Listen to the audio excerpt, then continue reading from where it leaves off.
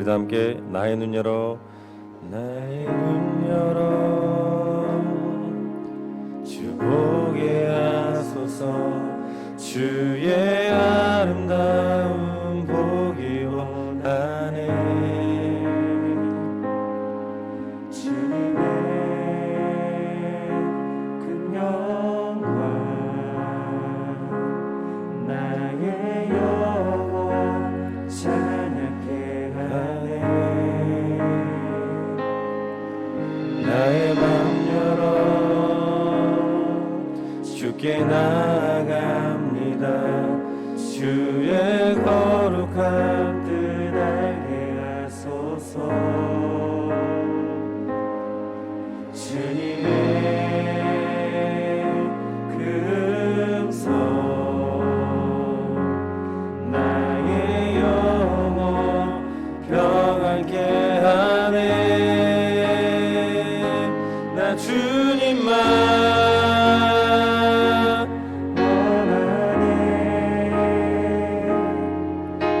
내 삶에 만족되신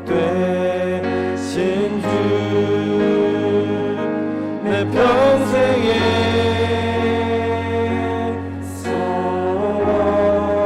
소원 내 주님을 더 사랑하는 것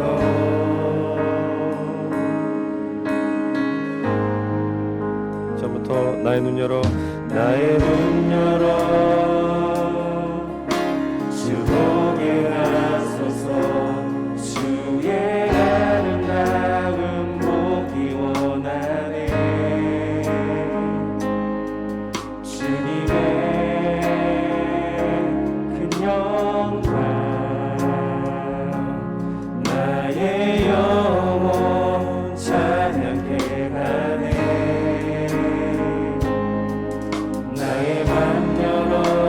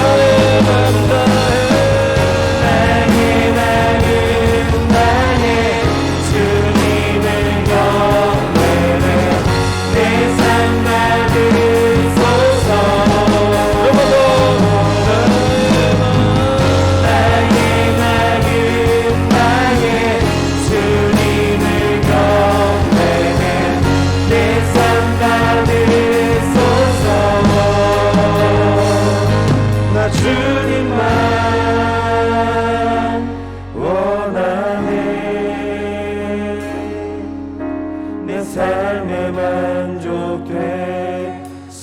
주 내 평생의 소원 내 주님을 더 사랑하는 것 나 주님만 나 주님만 원하네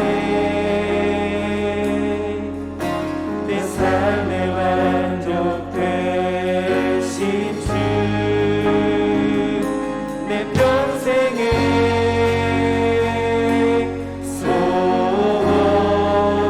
소원 내 주님을 더 사랑하는 것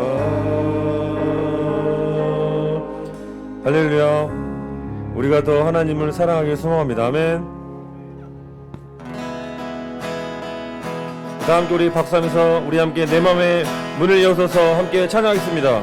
다 함께 내 맘에 문을 여소서 내 맘에 문을 열어 주 보게 하소서 주 보게 하소서 다 함께 내 맘에 눈을 여소서 내 맘에 눈을 열어 주 보게 하소서 주 보게 하소서 우리 한 번 더 내 맘에 눈을 여소서 내 맘에 눈을 열어 주 보게 하소서 주 보게 하소서 우리 믿음의 선포로 내 맘에 눈을 여소서 내 맘에 눈을 여소서 내 맘에 눈을 열어 주 보게 하소서 주 보게 하소서 우리 한 번 더 내 맘에 눈을 여소서 내 맘에 눈을 열어 주 보게 하소서 주 보게 하소서 주 이름 높이 드리고 영광의 빛 비춰주시며 권능 넘치기 보기 원하네 거룩 주 이름 높이 드리고 영광의 빛 비춰주시며 권능 넘치기 보기 원하네 거룩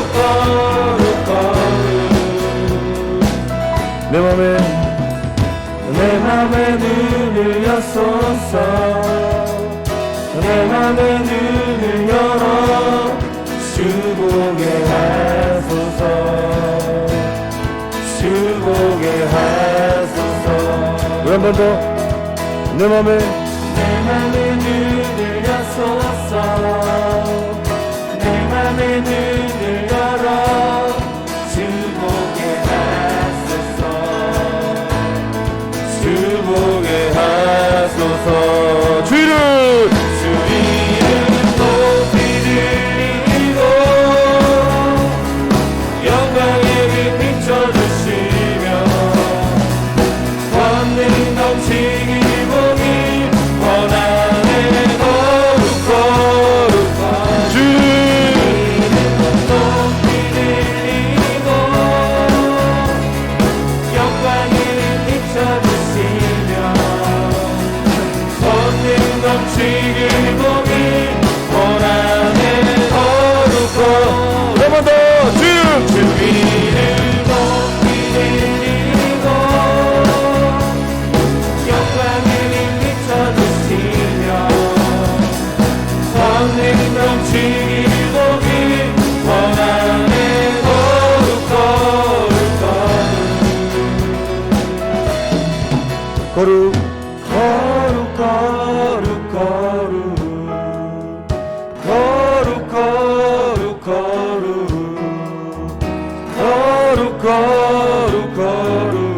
주 하소서. 우리 한 번 더 거룩 거룩 거룩 거룩 거룩 거룩 거룩 거룩 거룩 주보게 하소서. 우리 한 번 더 거룩 거룩 거룩 거룩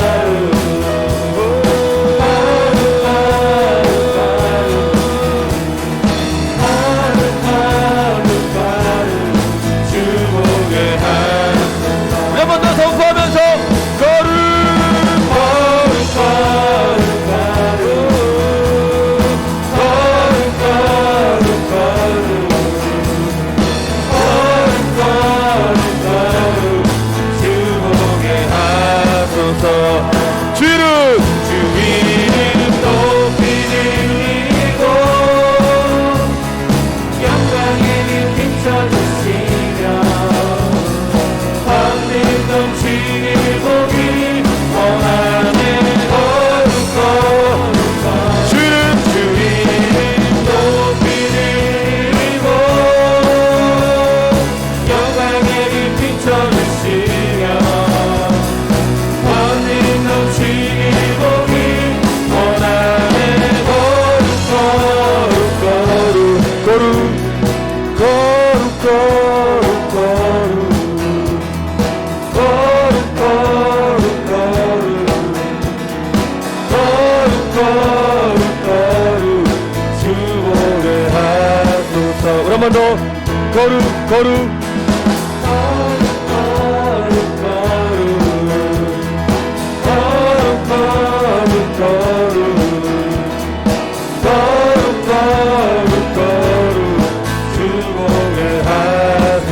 우리 모든 시선을 주님께 드리고 살아계신 하나님을 느낄 때 내 삶은 주의 역사가 되고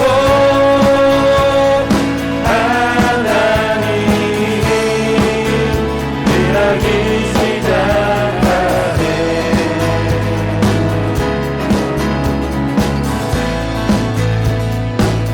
그 함께 내게로부터 눈들어 주를 보기 시작할 때 주의 일을 보겠네. 내 작은 마음 돌이키사 하늘에 울게 하네. 주님을 볼 때 모든 시선을 주님께 드리고 살아계신 하나님을 느낄 때 삶은 주의 역사가 되고 하나님이 일하기 시작하네.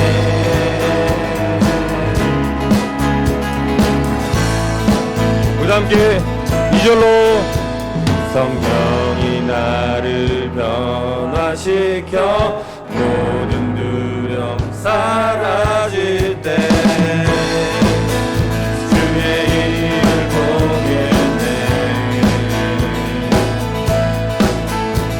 황폐한 땅 한가운데서 주님 마음 알게 되리. 주님을 볼 때 모든 시선을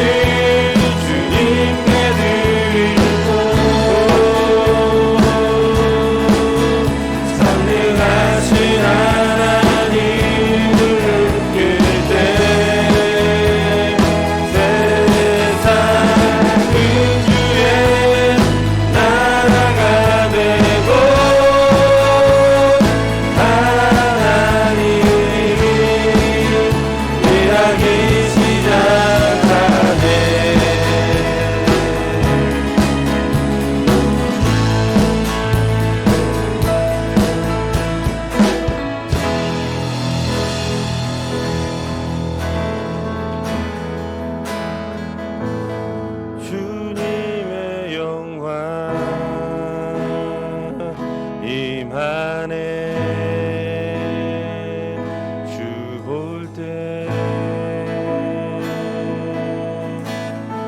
주님의 영광 주님의 영광 임하네 주 볼 때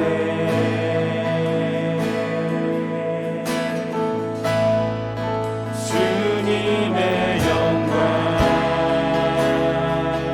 임하네 주 볼 때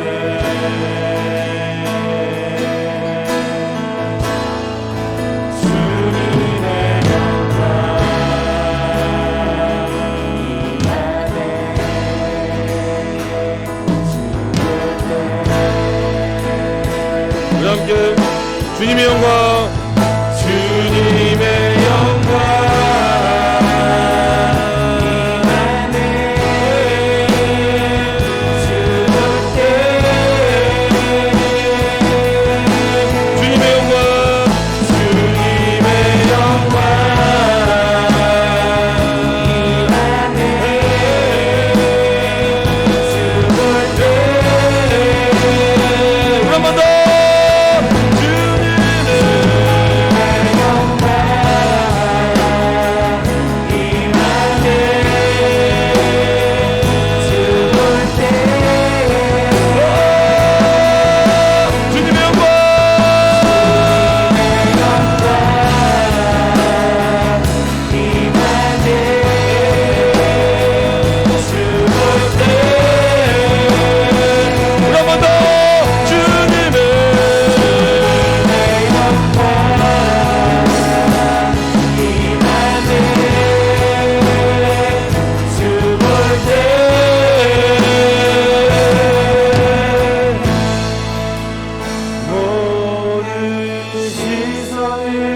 주님께 드리고 살아계신 하나님을 느낄 때 삶은 주의 역사가 되고 하나님이 일하기 시작하네 하나님이 일하기 시작하네 하나님이 일하기 시작하네 할렐루야. 우리 일하신 하나님께 감사의 모두 드리겠습니다. 할렐루야. 하나님이 우리 가운데 일하실 줄 믿습니다. 아멘. 아멘. 우리가 하나님 일하심을 경험하기를 소망합니다. 아멘. 그 마음을 가지고 믿음의 고백으로 주가 일하시네 고백하겠습니다. 날이 저물어 갈 때 날이 저물어 갈 때 빈들에서 걸을 때 그때가 하나님의 때 내 힘으로 안 될 때 손으로 걸을 때 내가 고백해 여호와 이래 주가 일하시네 주가 일하시네 주가 일하시네 주께 아끼지 않는 자에게 주가 일하시네 주가 일하시네 신뢰하며 걷는 자에게 우리 2절로 고백합시다. 우리 모인 이곳에 주님 함께 계시네 누리네 아버지 은혜 작은 떡과 물고기 내 모든 걸 드릴 때 내가 고백해 여호와 이래. 우리 한 번 더 가슴에 손을 얹고 믿음의 선포로 우리 모인 곳에 주님 함께 계시네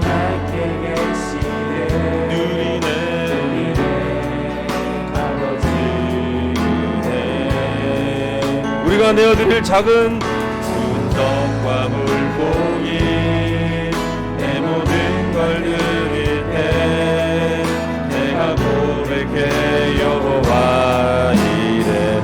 아멘. 우리의 손바로 주가 일하시네. 주가 일하시네. 주가 일하시네. 주께 아끼지 않는 자에게 주가 일하시네. 주가 일하시네. 신뢰하며 걷는 자에게 주가 일하시네. 주가 일하시네. 주가 일하시네. 주께 아끼지 않는 자에게 주가 일하시네. 주가 일하시네. 신뢰하며 걷는 자 한 번 더 우리 믿음의 선포로 주가 일하시네.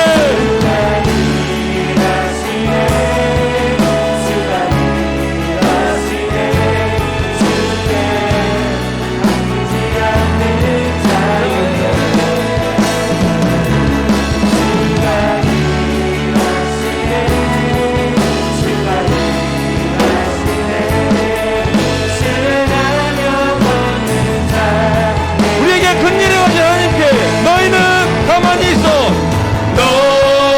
너희는 가만히 있어.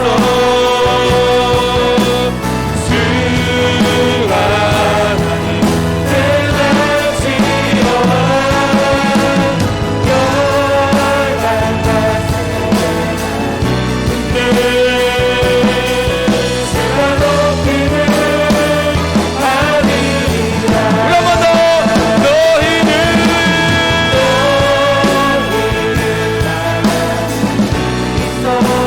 번 더.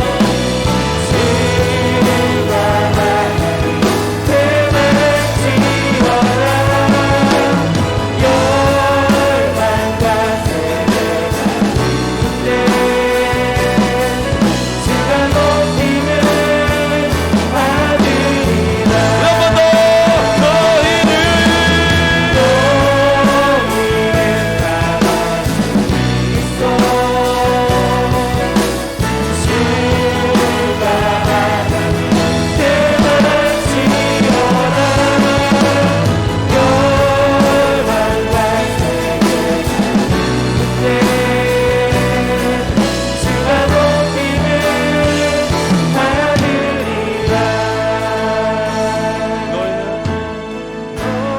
너희는 가만히 있어.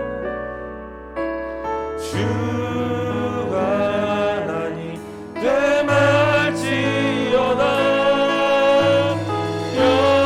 열방과 세계가 웃네. 주가 높임을 받으리라. 우리 시간 기도할 때 이렇게 기도합시다. 하나님, 내가 하나님보다 앞세웠던 것들 열심히 하겠다고, 열심히 믿어보겠다고, 열심히 살아보겠다고 하나님보다 앞세웠던 것들 다 하나님 내려놓고 내가 먼저 하나님 아는 것에 하나님을 더 힘써 알고 넓게 알고 깊이 알고 더 높이 아는 은혜가 오늘 이 시간 가운데 있게 해주시고, 그 하나님 알아가는 은혜로 내가 한 주를 살아내고 내 인생 가운데 하나님을 경험하는 인생으로, 하나님과 동행하는 인생으로 살아내도록 하나님 나에게 말씀하여 주시고 깨닫는 은혜를 나에게 부어주옵소서. 반기로 주 앞에 기도하며 나가겠습니다. 기도하겠습니다. 오 아버지 하나님 감사합니다. 하나님, 우리가 하나님을 더 알기 원하고 하나님 나에게 말씀하여 주시고 하나님 깨닫는 은혜를 하나님 부어주옵소서.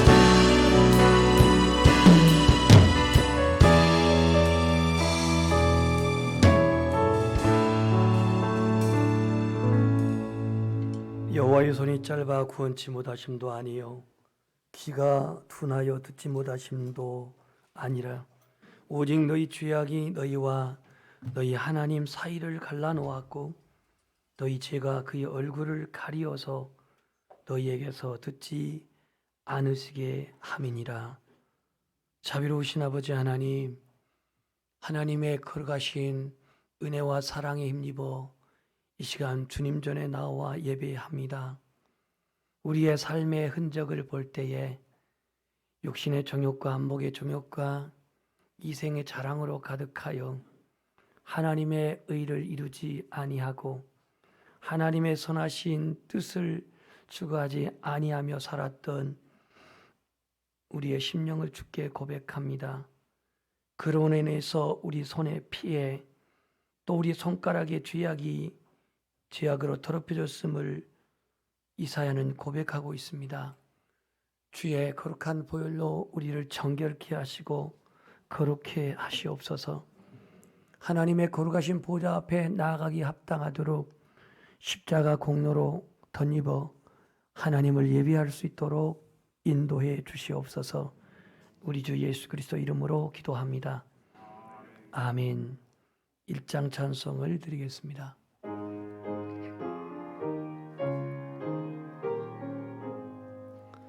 만복의 근원 하나님 온 백성 찬송 드리고 저 천사여 찬송하세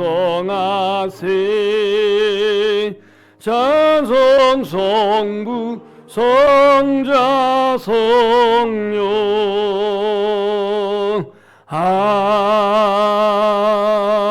아멘.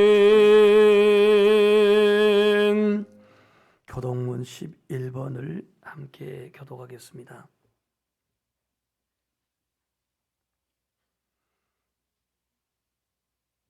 여호와여 의의 호소를 들으소서. 나의 부르짖음에 주의하소서.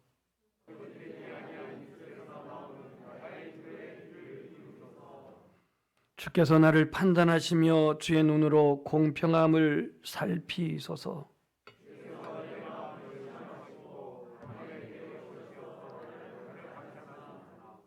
흠을 찾지 못하셨사오니 내가 결심하고 입으로 범죄하지 아니하리이다.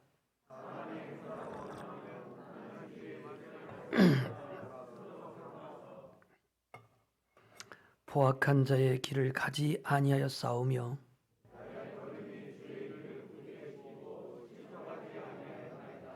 하나님이여 내게 응답하시겠으므로 내가 불렀사오니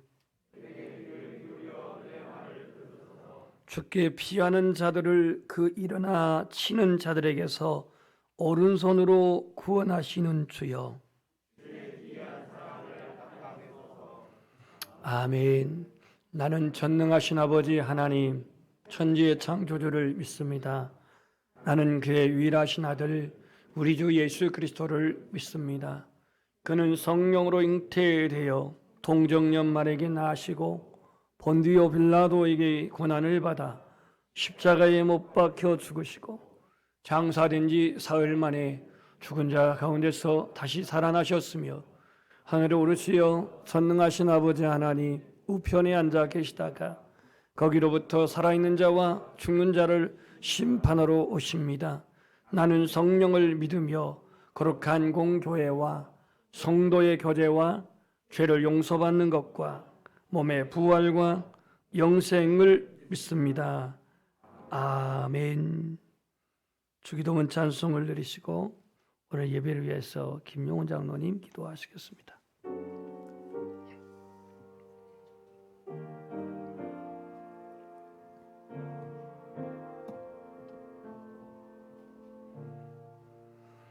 하늘에 계신 아버지 이름 거룩하사 주님 나라 임하시고 뜻이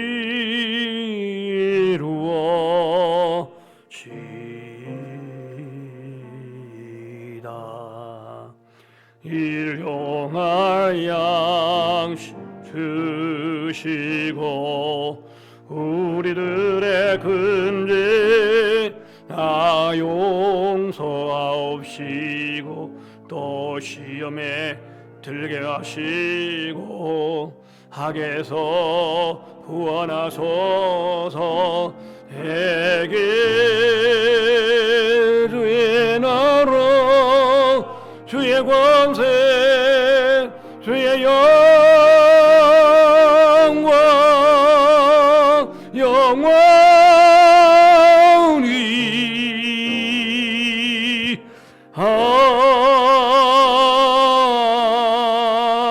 아멘.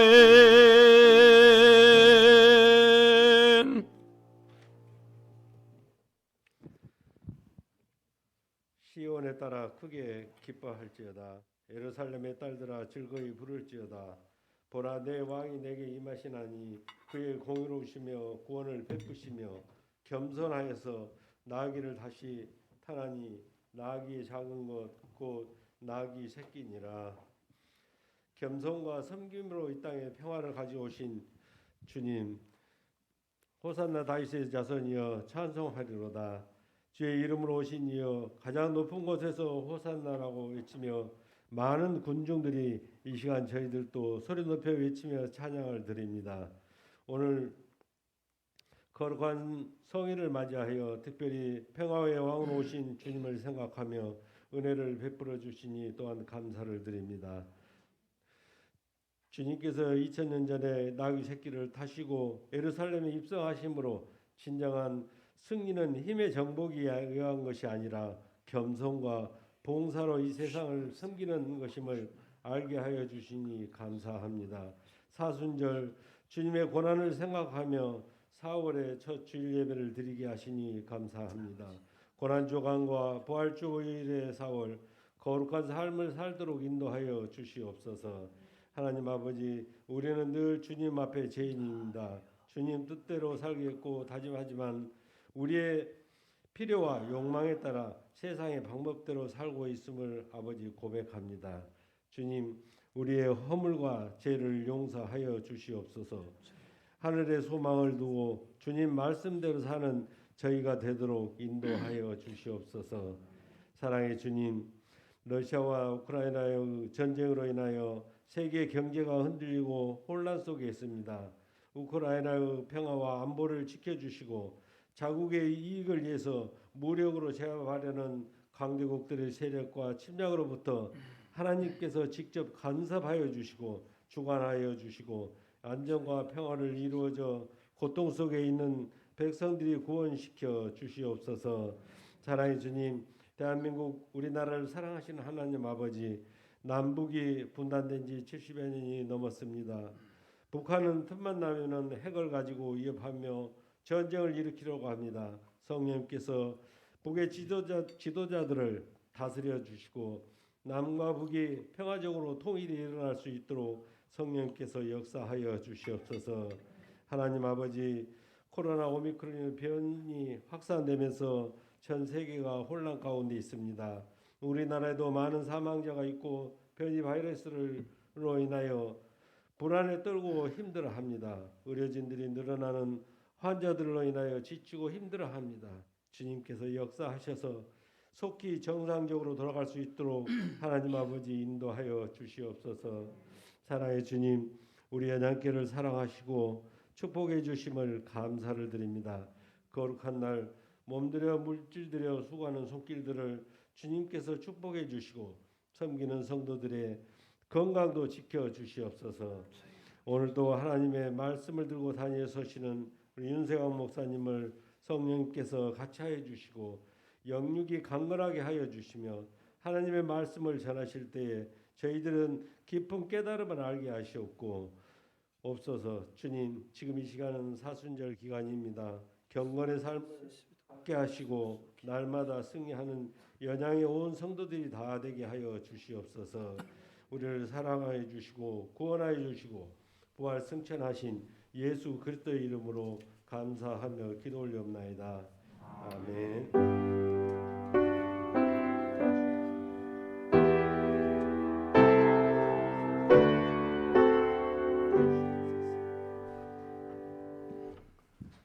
마태복음 5장 17절에서 20절 말씀 보겠습니다.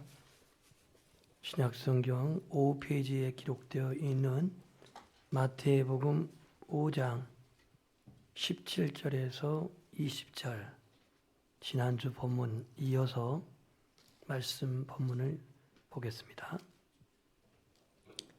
내가 율법이나 선지자를 폐하러 온 줄로 생각하지 말라. 폐하러 온 것이 아니요 완전하게 하려 함이라. 진실로 너희에게 이르노니 천지가 없어지기 전에는 율법의 1.1획도 결코 없어지지 아니하고 다 이루리라.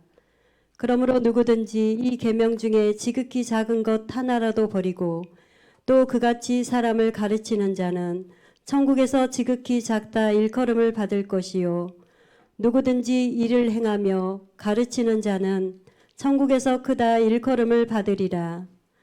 내가 너희에게 이르노니 너희 의가 서기관과 바리새인보다 더 낫지 못하면 결코 천국에 들어가지 못하리라. 아멘. 아멘. 4월 첫 주 예배드린 우리 연양의 모든 가족들에게 주의 평강과 은총이 늘 충만하기를 축복합니다.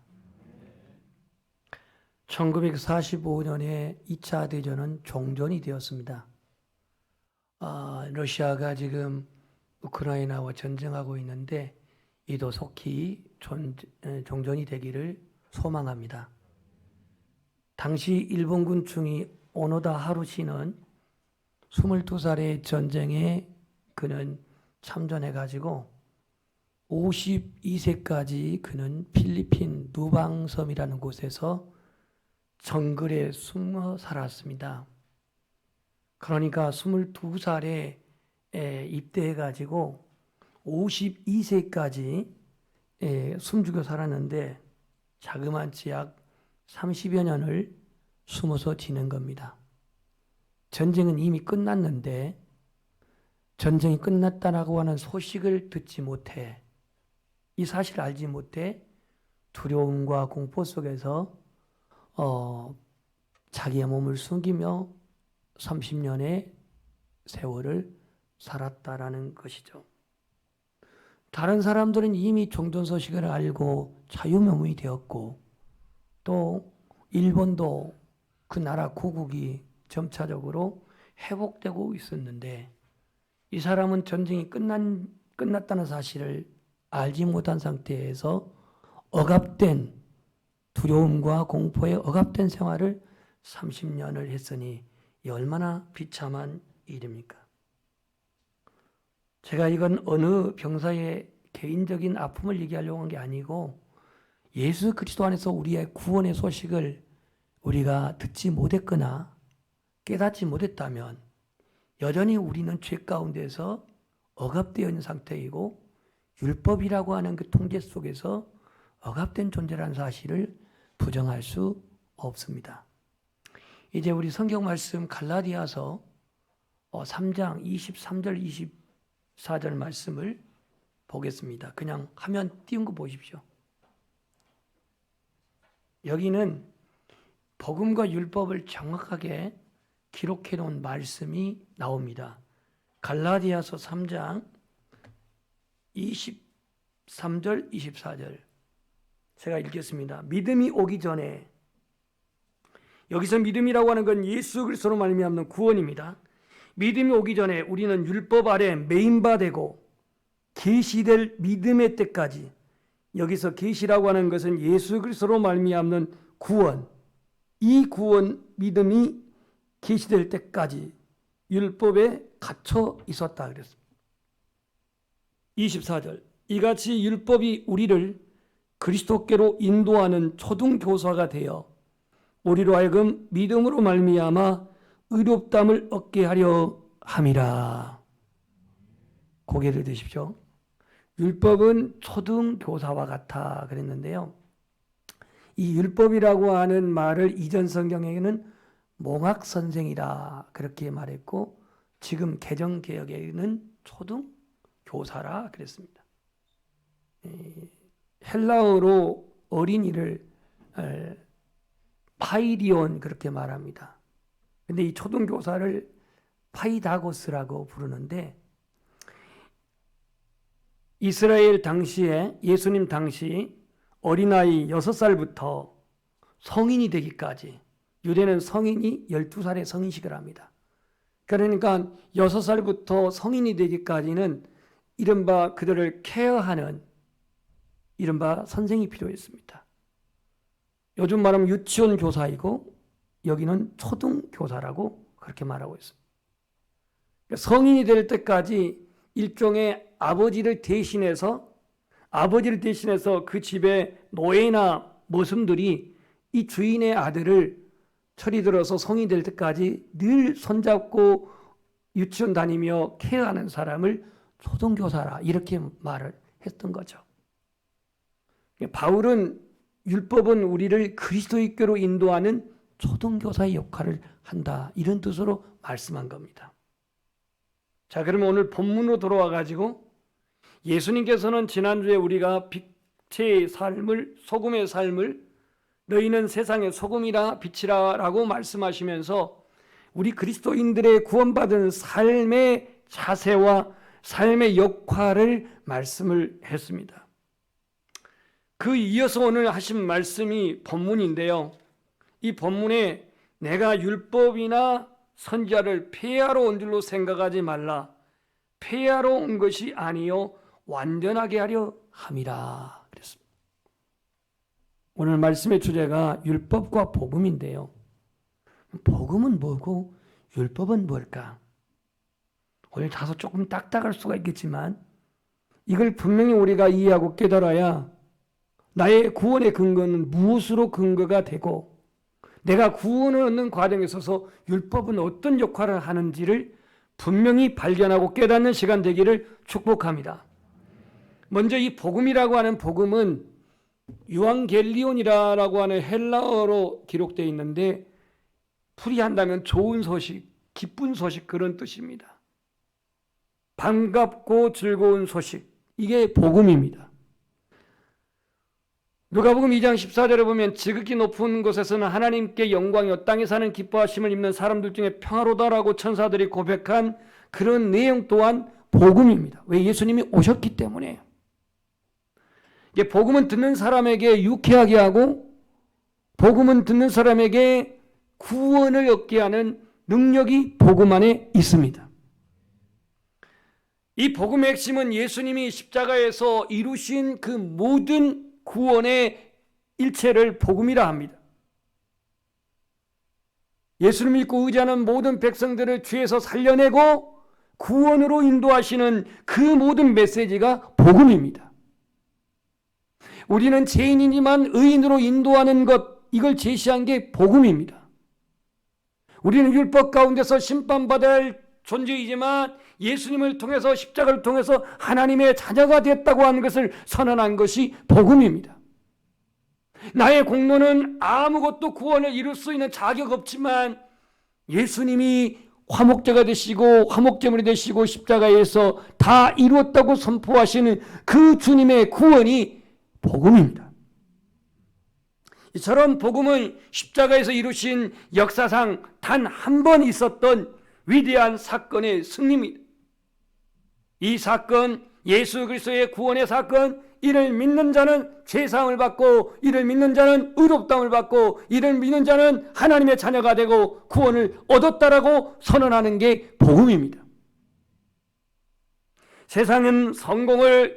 세상에서는 성공과 행복을 추구하고 또 자기만의 어떤 명예와 자기만의 어떤 권력을 추구하지만 인생의 그 어떤 가치와 비교할 수 없는 세상의 성공, 세상의 부요함, 세상의 출세, 세상의 명예, 세상의 권력 전부 다 상대적이지만 상대적 가치지만 우리 인생의 그 어떤 가치와 비교할 수 없는 놀라운 축복이자 은혜는 예수님을 통한 구원입니다. 이게 바로 복음입니다. 이 정도 복음을 우리가 소개한다면 오늘 본문에는 예수님이 주로 율법에 대해서 말씀합니다. 본문을 말씀을 정확하게 분석하면 나는 율법을 폐하러 오지 않았다. 나는 선지자를 폐하러 오지 않았다. 여기서 말한 율법은 모세오경을 말합니다. 장세기, 출애굽기, 레위기, 민수기, 신명기 이 모세오경을 말하고 있고, 선지자는 뭘 말하냐? 선지서, 예언서를 말하고 있습니다. 한마디로 말하면 구약에 기록되어 있는 율법의 모세오경과 그 다음에 예언자들이, 선자들이 고백한 그 선지서들, 이 모든 것들을 폐하러 온 게 아니라 완전하게 하려 함이라 그랬습니다. 자, 그렇다면 오늘 이 본문에서 주님이 묻는 질문의 4가지를 요약하면요, 우리 한번 고백합시다. 율법이란 무엇인가? 예수님이, 이분들 따라서 안 해줍니다. 예수님이 율법을 완전케 하셨다고 하는 그 완전케 하면 무슨 뜻인가? 너희 의가 서기관과 바리새인보다 낫지 못하다면 천국에 못 간다고 했는데, 도대체 바리새인과 서기관의 의는 무엇이길래 거기에 규정을 두고 있는가? 천국에 들어가지 못한다는 것은 어떤 의도로 말씀하신 것인가? 우리는요, 율법을, 성문화한 율법, 이 율법을 받은 시점은 출애굽기 19장 20장에서 나옵니다. 율법을 수여한 사람이 누구죠? 모세죠. 모세가 어디서 율법을 받아왔어요? 시내산에서 받아왔죠. 시내산에서 받아온 율법의 대표, 그 법이 십계명이죠. 그죠? 그 십계명을 이제 풀어놔가지고 기록해 놓은 여러 가지 율법이 나오는데, 이게 총 613가지입니다. 몇 가지라고요? 613가지. 이 613가지를 반반으로는 아니지만 248가지가 긍정적인 하라는 부분과 365개, 1년 365일인데 이것하고 관계가 있는지는 모르겠지만 하지 말라고 하는 not, 이게 365개입니다. 하라는 것이 248개, 하지 말라고 한 것이 365개, 도합 613가지의 율법이 있는데, 여러분 613가지 율법 다 지킬 수 있는 분 손 들어보십시오.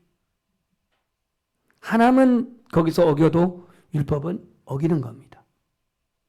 우리나라 국가의 헌법에 뭐 몇 가지가 있는지 모르지만 뭐 가정법도 있고 뭐 민법, 형법도 있고 하지만, 이러한 법에 한 가지만 걸려도 법에 저촉이 됩니까? 안 됩니까? 되지요. 다만 권력자들이 그걸 요리요리 자기들의 권력으로 무마시키고 빼돌리고 해서 그게 접촉이 안 된 거지. 그래서 공정이 무너지고 정의가 없다고 하는 거지.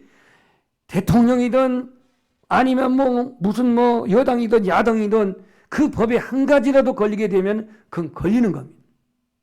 613가지 율법이 있어요. 그래서 어떤 사람은 율법을 모세오경으로 국한시켜버린 사람이 있는데요, 중세기의 성자였던 토마스 아퀴나스는 율법에는 모세오경만이 아니라 도덕법, 의식법, 사회법도 거기에 포함되어 있다라고 이렇게 포괄적으로 말하고 있습니다. 자, 그렇다면 오늘 율법이라고 하는 이 율법은 모세로부터 하나님이 주셨는데, 이 주신 목적은 우리의 인간이 어떻게 하나님을 예배하고 섬길 수 있을까? 어떻게 하나님의 선민된 이스라엘 백성들을 사랑하며 살아갈 수 있을까? 이것을 제시해 놓은 게 율법입니다. 그런데 오늘 예수님은 17절에 나는 율법을 폐하러 온 것이 아니다 그랬어요. 예언서를 폐하러 온 것이 아니다 이겁니다. 왜냐하면 예수님께서 지금 산상설교를 하고 계시는 본문의 5장, 6장, 7장은 구약 율법을 다시 재해석해서 지금 설교하고 있는 내용인데, 유대인들이 볼 때는 딴소리 하냐? 왜 율법을 저렇게 해석하지? 이렇게 의문을 가질 수 있었을 겁니다. 그런데 예수님은 율법을 파기하러 온 게 아니고 율법을 폐지하러 온 게 아니라 율법을 완성케 하려 왔다라고 합니다. 완성케 하러 왔다는 건 뭐냐면 율법을 성취하러 왔다 그 말이에요. 성취하러 왔다. 인간이 율법을 다 지키지 못하니, 인간이 율법을 다 이행할 수 없으니 그 율법을 성취하러 오셨다고 본문 17절에 말씀하고 있습니다. 자, 18절.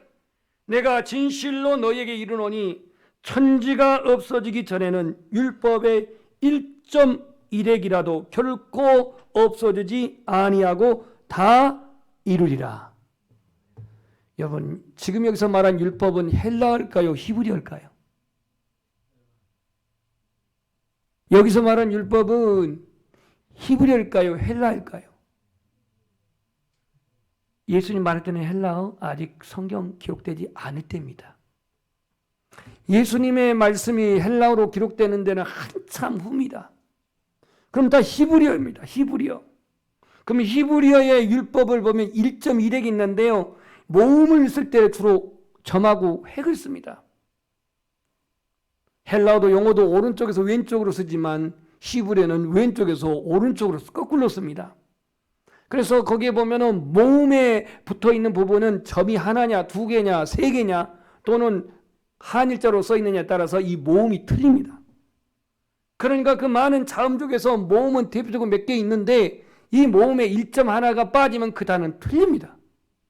그래서 그 구약의 심오한 히브리어로 써진 율법의 1.1획이라도 주님은 빠뜨리지 않고 다 이루리라고 말씀합니다. 그러니까 예수님은 율법을 폐지하러 온 게 아니라 율법을 성취하러 온 거죠. 율법을 완성하러 온 거죠. 왜냐? 우리가 율법을 다 이룰 수가 없으니까. 그래서 이 율법을 완성케 한다라고 하는 의미를 우리가 깊이 생각해야겠습니다. 율법을 완전케 하신 분이 누구라고요? 율법을 성취하신 분이 누구라고요? 우리가 아닙니다. 우리는 결단코 613가지나 되는 율법을 완성할 수 없습니다. 지킬 수가 없습니다. 그래서 이 율법주의자들은요, 자기의 행위, 자기의 노력, 자기의 선행으로 구원을 받는다고 주장을 합니다. 그런데 로마서 3장 30절에 바울은 이렇게 그것을 부정합니다. 그러므로 율법의 행위로 그 앞에 의롭다 하심을 얻을 육체가 없나니 율법으로는 지혜를 깨달음이니라. 우리가 의롭다함을 받을 수 없고 율법은 지혜를 깨닫는데요. 인간의 행위를 통해서 하나님의 의를 만족시킬 수 있냐? 없습니다. 인간의 선행으로 하나님의 의를 만족시킬 수 있냐? 없습니다. 양량한 양심과 도덕적 행위로 하나님의 율법을 지킬 수 있나? 그럴 수 없습니다. 예수님 당시의 바리새인들과 사두개인들, 이 사람들은 인간의 선행, 인간의 종교적 열심, 예를 들자면 금식, 구제, 또 헌금, 이와 같은 것을 통해서 그들은 율법을 지킬 수 있다라고 생각했고 이것이 하나님의 의의 기준이라고 생각했습니다. 이게 율법주의자의 사고방식입니다. 그런가 하면은 믿음의 절대성을 강조한 사람들은 예수님이 율법을 성취했는데 왜 우리가 율법을 필요해? 예수님이 율법을 완성했는데 왜 우리에게 율법이 필요하냐고 율법 무용론주의를 주장하고 있습니다. 구원받는 나에겐 율법이 필요 없다. 성경에 어디에 나와 있어요? 하나님의 자녀된 나에겐 율법은 더 이상 필요 없다. 어디에 성경이 기록되어 있습니다. 나는 율법과 아무런 상관이 없다. 그러다 보니까 무책임합니다. 신앙에 이것이 의인지 불인지, 이게 질서인지 무질서인지, 이게 하나님 앞에 정죄받는 일인지 아닌지 분간이 없는 겁니다. 율법의 무용론. 왜? 믿음의 절대성을 강조하다 보니 내가 구원받았는데 율법이 내게 무슨 필요가 있냐 이래요. 그럼 오늘 예수님이 하신 말에 우리를 눈을 집중해 봅시다. 17절에 첫 번째 동사 폐하러. 내가 율법이나 선지자를 폐하러 온 줄로 생각하느냐? 폐하러. 여기에 대조된 게 완전하게입니다. 완전하게. 예수님은 폐하려고 오신 게 아니고 동사 어떻게? 완전하게 하려고 오셨다. 안전하게 하려고 오셨다. 이게 대조적이에요. 인간은 율법을 안 지켜서 폐할지 모르지만, 인간은 믿음의 절대성을 강조해서 율법 필요 없다고 할지 모르지만, 예수님의 입술의 말은 나는 율법을 폐하러 온 게 아니라 대조될 단어 완전케 하려 왔다. 그 다음에 18절 보십시오. 천지가 없어지기 전에, 여기서 없어지다는 말과 동사 없어지기 전에 이 말과 뒤에 다 이루리라고 하는 말이 있습니다. 다 이루리라. 없어지기 전에와 대조된 단어가 다 이루리라 그랬어요. 세상은 혹 없어지고 멸망되고 없어질지 몰라도 이 율법의 1.1획이라도 주님은 다 이루리라 그랬습니다. 완성하리라 그랬어요. 온전케 하리라 그랬어요. 그러니까 예수님 오신 목적은 분명합니다.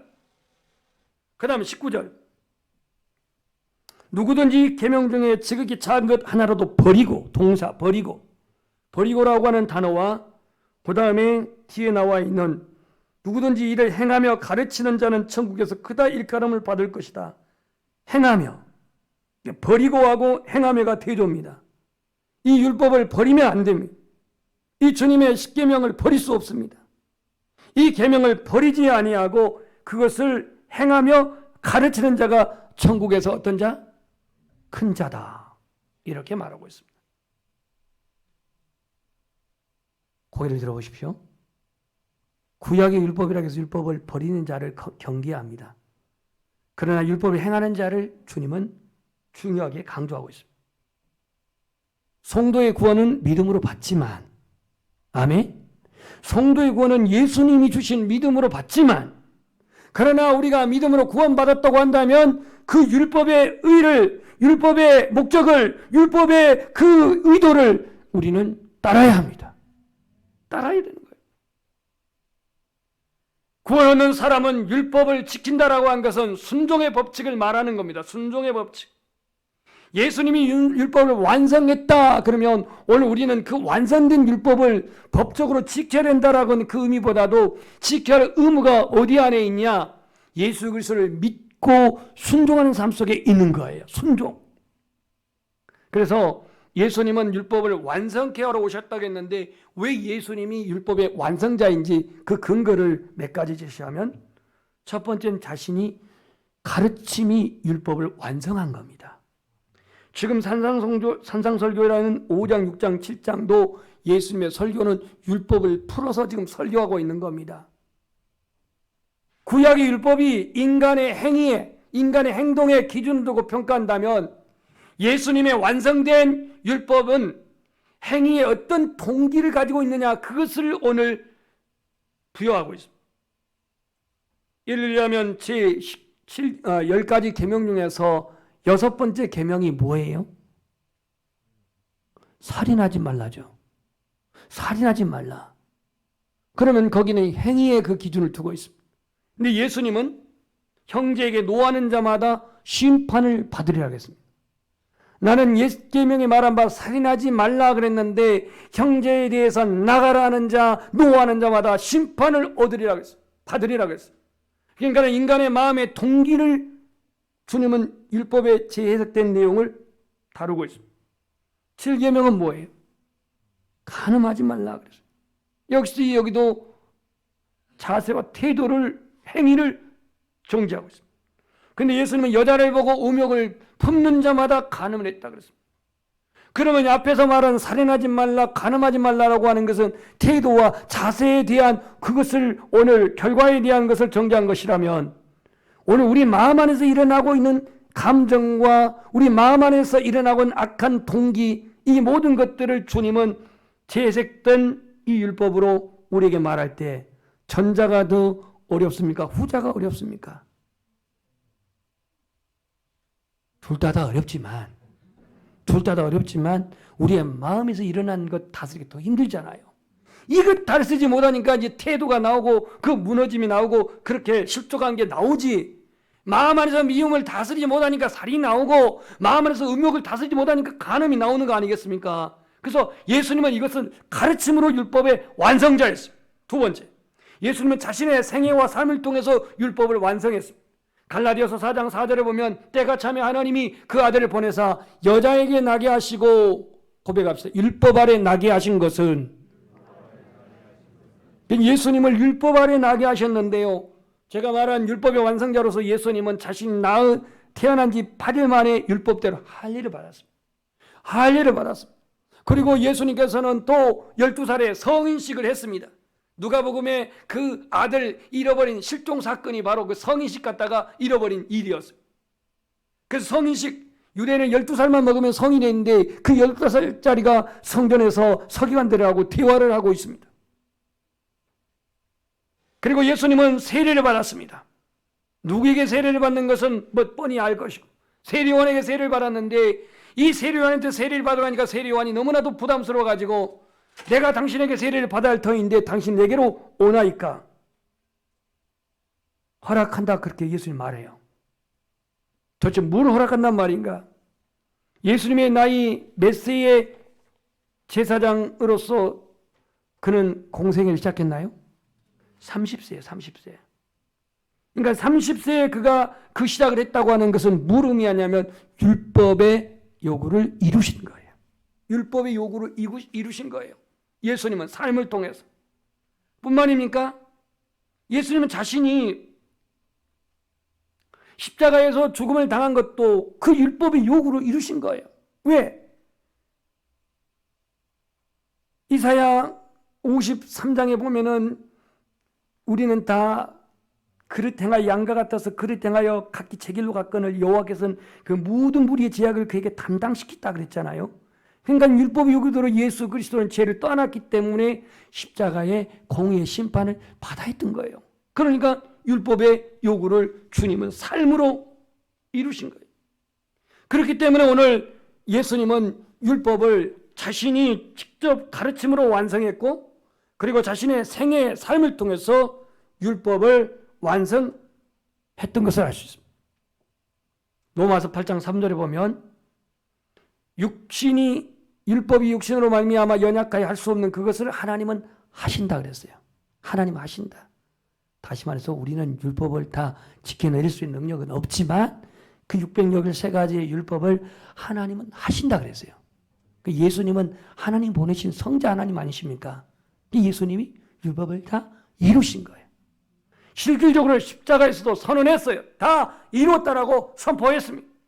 우리는 연약해서 율법을 지킬 수 없지만 하나님은 하신다고 말씀했기 때문에 율법을, 예수님은 자신의 삶을 통해서, 가르침을 통해서 율법을 완성하셨습니다. 마지막으로 결정적으로는 십자가의 죽으심으로 율법을 완성했는데요. 우리는 죄에 대한 반드한 분명한 심판이 있습니다. 율법이 정한 법, 우리는 그 법대로 하면 우리가 저주받아야 되고 우리가 심판을 받아야 되는데 결국 예수님 받은 것 아닙니까?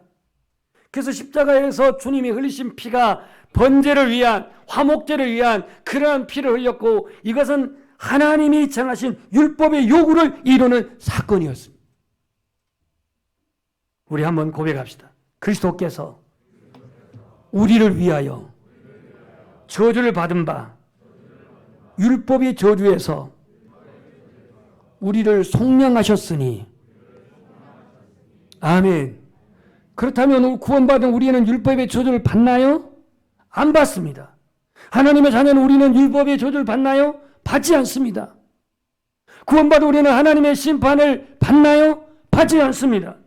왜냐하면 예수님께서 우리 대신에 저주를 받은 바 율법의 저주에서 우리를 속량했다고 하는 것은 값을 지불했다는 거예요. 값을.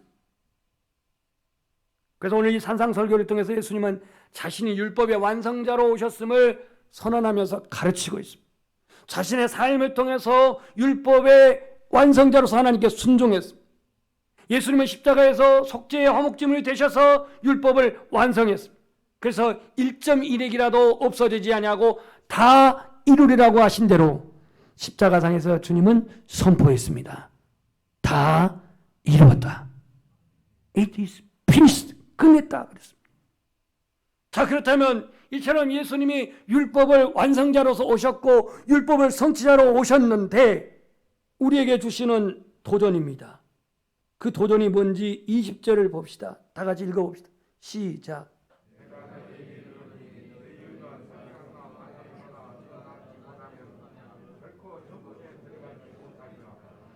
왜 예수님은 지금의 이 청중, 산상설교 설교를 듣고 있는 청중들에게 서기관과 바리새인과 대조해서 너희 의가 그들보다 낫지 못하면 천국에 들어가지 못하리라 이렇게 말할 수 하고 있을까요? 아니, 바리새인과 서기관들의 의는 어떤 의인데 이보다 낫지 못하면 천국에 못 간다 이렇게 주님은 그냥 단언하면서 이 말씀을 하고 있느냐 이거예요. 지난주에 우리는 너희는 세상의 소금이다, 세상의 빛이라는 말씀을 13절과 그 다음에 16절을 통해서 이렇게 말씀을 한 바가 있습니다. 이 말씀을 들었던 사람들은 예수 믿는 사람들이 그 산상설교에 들었던 사람들, 믿으려고 했던 사람들, 내가 그리스도인이라고 한다면 하나님의 말씀을 실천해야 됩니다. 순종해야 됩니다. 내가 구원받은 것으로 내 구원이 끝난 게 아닙니다. 그렇다고 한다면 오늘 우리의 의의를 보십시오. 바리새인과 서기관의 의의는 어떤 의의길래 여기에 비교를 하고 있냐 이거예요. 첫 번째, 바리새인의 의의는 종교적인 의입니다. 종교적인 의의. 이 종교적인 의의는 뭐냐면 사람을 의식하는 거예요. 사람을 의식합니다. 사람 앞에서 자신의 의의를 드러냅니다. 안다는 율법의 잣대로 예수님을 판단했고 예수님의 제자들을 비난했습니다. 예를 들자면 안식일 날 미리삭을 비벼 먹는 것을 정지했습니다. 떡을 먹을 때 손을 씻지 않는다고 해서 율법의 정결례를 범했다 해서 비판하고 비난했습니다. 바리새인들은 자기 자신들이 하나님 앞에 예수 그리스도를 판단하거나 예수님의 제자들을 비난할 수 있는 그런 자격이 없습니다. 위선자들인데, 외식하는 자들인데. 그러니까 바리새인과 서기관의 의의는 종교적인 의의로서 하나님이 규정하시는, 하나님이 찾으시는 의의가 아닙니다. 바리새인의 의의는요, 내면적인 거룩함의 의의가 아니라 외면적인 거칠의 의의입니다. 그래서 이기심에 근거한 의의로서 이들은 자신을 정당하기 위해서 때로는 부모를 공경해야 될 그 사명을 그들은 면하기 위해서 고르반 제도를 악용했습니다. 고르반이 무슨 뜻이죠? 하나님께 드림이 되었다 그 뜻 아닙니까? 예를 들자면 부모님이 용돈을 달라 또 생활비를 달라 그러면 하나님께 이거는 드리려고 내가 고르반 했습니다. 이렇게 가지고 드리는 거예요. 그래서 봉양해야 할 부모님의 그 생활비를 드리지 아니하고 책임 회피를 합니다. 그리고는 다시 가서 그 율법적으로 찾아오는 제도를 인용해서 그 고르반으로 드렸던 그걸 다시 또 찾아옵니다. 예를 들자면 하나님 앞에 서운했다면 손에 들은 걸 다시 찾아온다는 얘기예요. 그리고 자기들이 쓰는 거예요. 부모님 공경할 것을 회피하고 이걸 고르반 제도를 악용해가지고 자기들은 종교적으로 하나님께 의무를 다했으니까 고르반 해놓고 부모 공경은 그걸 면피했다 이거예요. 이런 제도를 악용했던 외식. 바리새인의 의의는요, 자기 자랑, 자기 의의를 드러냈습니다. 대표적으로 누가복음 18장에 보면은 세리와 비교하면서 나는 다른 사람들 같이 토색, 불이 가늠하지 않았습니다. 일주일에 2번 금식하고 11조를 드렸습니다. 라고 자기 의의를 자랑합니다. 이게 바리새인의 의입니다. 그럼 오늘 본문에 너희 의의가 서기관과 바리새인 의보다 더 낫지 못하면 그랬는데요. 행위를 놓고 보면 바리새인들이 얼마나 의롭게 보입니까? 일단 경건합니다. 구제도 합니다. 금식도 합니다. 11조도 합니다. 선을 행합니다. 사람들이 저 사람들은 경건한 사람이라고 그렇게 칭송까지 합니다. 그런데 주님이 보실 때는 썩은 것이 가득하고 악독이 가득하고 회칠한 무덤이라고 이렇게 말합니다. 그럼 오늘 우리의 의는 바리새인의 의보다 나아야 천국에 갈 수 있다고 말하고 있는데 오늘 바리새인의 의가 종교적인 의고 자기 자랑의 의고 자기를 드러내기 위한 그런 의라면 이 의는 하나님이 우리에게 주신 의가 아닙니다. 우리가 입어야 할 의는 예수 그리스도로 입혀진 의가 되어야 돼요. 여러분, 군인이라고 하는 군인이 군복을 벗어버리고 제대를 해버리면 누가 군인이라 합니까? 아니죠. 심지어 군복하고는 조금은 차원 다르지만 개구리복을 입어도 군인이라고 안 해요. 여기서 참고적으로 개구리복은 예비군입니다. 예비군. 예비군 군인이라 안 합니다. 군인이 군복을 입어야 군인으로, 그것도 육해공군이 다 틀려요. 육군의 의상이 다르고 해군, 공군 의상이 달라요. 그 의복을 입었을 때, 군복을 입었을 때에 육군이다, 해군이다, 공군이다 신분이 인정되는 겁니다. 마찬가지로 우리가 예수 그리스도 입혀진 이 의를 입지 않는다면 우리는 그리스도인이 아닙니다. 하나님의 의의 기준을 입을 수가 없습니다. 내가 양심적이라 할지라도, 내가 율법적이라 할지라도, 내가 종교적이라 할지라도 예수님이 입혀준 그 의, 이 의를 입지 아니하면 우리는 하나님의 나라에 결코 들어갈 수 없습니다. 그래서 성경은, 찬송은 그러죠. 나의 의는 이것뿐, 다시 정케 하기도. 정말 내 마음이 불안하고 내 마음이 초조하고 때로는 나의 자신이 구원의 확신이 없어서 두렵고, 이 찬송가를 한번 고백해 보십시오. 여러분이 좀 양심적이어서 내가 하나님의 자녀됐다고 성경은 말하지 않고, 여러분이 좀 율법적이다 해서 너는 하나님의 의를 입었다고 성경은 말하고 있지 않습니다. 예수님이 십자가 사건으로 우리에게 이루어지신 그 의를 믿고 그 의를 받고 그 의 안에서 살아가는 성도가 되기를 소망합니다. 구원받는 성도는 율법 아래 있지 아니하고 은혜 아래 있다고 말하고 있는데요, 그렇다고 해서 율법이 필요 없다는 말이 아닙니다. 내가 구원받아야 할 사람의 근거를 제시하는 것이 율법이라고 한다면, 율법, 너는 죄인이야, 너는 죄 가운데 죽을 수밖에 없어, 이것을 제시하고 이걸 규정하는 것이 율법이라고 한다면, 여기서 해방될 수 있고 여기서 해결을 받을 수 있고 여기서 자유할 수 있는 게 바로 구원받을 수 있는 근거가 복음에 있다 이거예요. 예수 안에 있다 이거예요. 여러분, 나의 구원을 확신하십니까? 요즘 코로나 때문에 많이 지금 자신감을 잃어버렸어요. 나의 구원을 확신한다면 그 근거는, 그 증거는 어디서 찾냐 이거예요. 나의 확신은 내 안에 계신 성령님이 증거함으로 확신하십시오. 너는 하나님의 자녀라. 너는 죄와 사망을 벌써 생명의 성령의 법이 해방하였습니다. 성령님의 증거, 성령님의 그 고백, 성령님의 그 증언으로 말미암아서 확신하십시오. 뭐 내가 그냥 감정이 편해서 확신하고, 내가 감정이 불편해서 불확신하고, 이게 아니고 내 안에 가시는 성령님이 증거하시고 증인이 되심으로 말미암아 나의 구원을 확신하시기를 소망합니다. 성령 안에서 새로운 피조물 거듭났다라고 하는 사실은 복음의 말씀, 복음의 약속, 십자가의 구원의 약속에서 근거한 것임을 성령님이 증거하고 있지 않습니까? 성령님의 도우심을 구하고 하나님의 거룩한 뜻을 따르는가? 시대적인 환경에 타협하지 않고 여전히 불변하는 예수 그리스도의 의는 바로 복음 안에서 성취된 사실을 확신하고 살아가는 우리 연양의 모든 교우들이 되시기를 주님의 이름으로 축복합니다.